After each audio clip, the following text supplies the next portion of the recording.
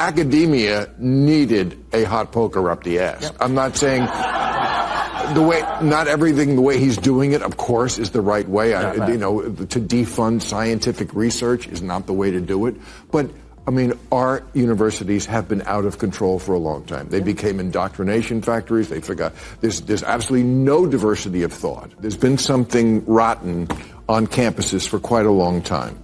When you cannot speak the other side of the coin, when conservative thought, whatever way you think of it, is just verboten, which is basically what happened on the and some of the ideas. I mean, why do you think they erupted, so many of them, in cheers for what happened on October 7th? Why do you have professors coming out there and saying they were exhilarated by this mass massacre of people?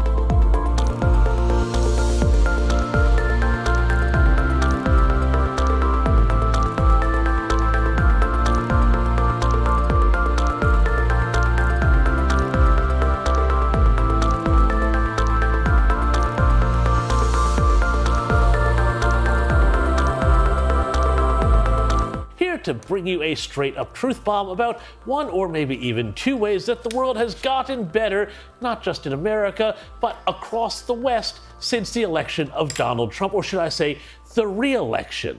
For one thing, we no longer have to have this guy in charge in the Oval Office. And I was proud to ask Kamala Harris to run with me, be the first black woman to serve as Vice President of the United States. It was important. As president, I made the cause of civil rights and equality the foundation of everything I did.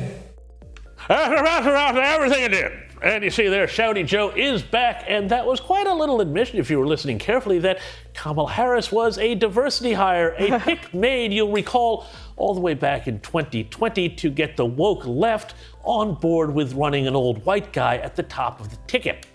Speaking of Kamala Harris, she's launching a book. Yes, 107 days. It's going to be called The Tale of the Shortest and Most Disastrous Presidential Campaign in History. Here's a little teaser of what readers might expect. I mean, there's a lot of personal stuff in the book. I mean, poor Dougie. You're blowing the lid off of Doug? What's going on? For example, My birthday's in October. The election's in November. You see where I'm going. And Dougie kind of dropped the ball on my big birthday. He didn't get you anything? Oh, you have to read the book.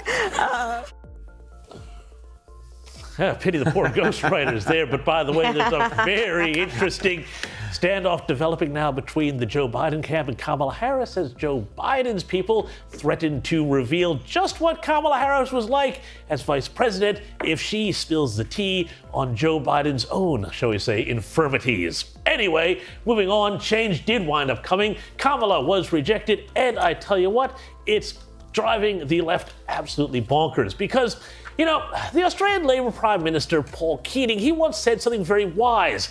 He said, when you change a government, you change the country. And that goes more than double in the United States, where thanks to the return of Trump 2.0 and the end of wokeness, we are seeing the entire culture swing back to normality.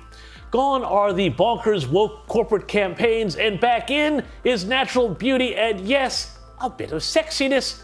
And of course, I'm talking about the whole Sydney Sweeney controversy that just simply will not die. Now, let me start by reminding everyone what culture looked like before Trump 2.0. Hi. Impressive carrying skills, right? I got some Bud Lights for us. So, I kept hearing about this thing called March Madness, and I thought we were all just having a hectic month, but it turns out it has something to do with sports. And I'm not sure exactly which sport, but either way, it's a cause to celebrate. This month, I celebrated my day 365 of womanhood, and Bud Light sent me possibly the best gift ever, a can with my face on it. And 7 months into Trump 2.0, this is where we are. I'm not here to tell you to buy American Eagle jeans. And I definitely won't say that they're the most comfortable jeans I've ever worn. Or that they make your butt look amazing. Why would I need to do that? Sydney Sweeney has very keen. You see what I did there, right? A reminder, woke culture before Trump.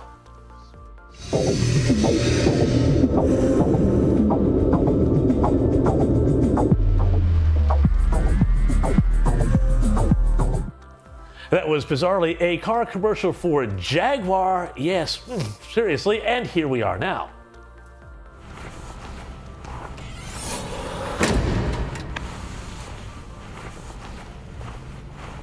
Sydney Sweeney has very keen. Well, the left are, of course, losing this here. The CEO of Jaguar was just forced out, and you have to wonder whether that little campaign that I just showed you had something to do with the plummeting car sales, had everything to do with that. But what do the French say, plus ça change, plus la même chose? I'm sure Rowan will correct my French on that one, of course, but this means the more things change, the more things stay the same. Here's the way things were before the inauguration of Trump the first time around. Donald J. Trump is now President of the United States.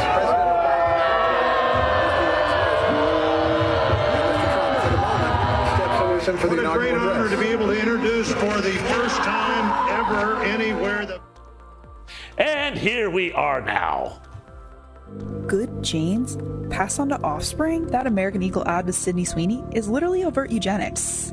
I know you don't want to hear this, but if you want to talk about how that ad is promoting eugenics... Should we be surprised that a company whose name is literally American Eagle is making fascist propaganda like this? Probably not, but it's still really shocking. Like, a blonde-haired, blue-eyed white woman is talking about her good genes. You guys are complaining about that Sydney Sweeney jeans ad, so I went and saw it.